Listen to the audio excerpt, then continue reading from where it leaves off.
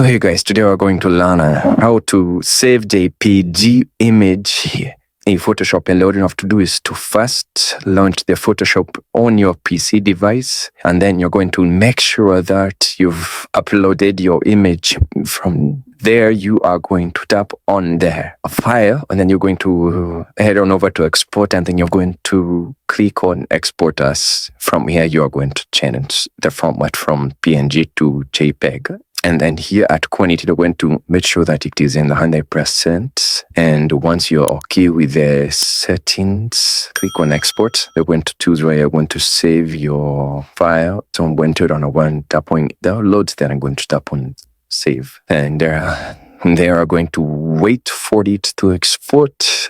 And once it has finished exporting, you are going to head on over to where you have saved your file. And as you can see, this is where it is. And thank you guys for watching this video. Please like, share, and subscribe, and I'll see you guys on the next video.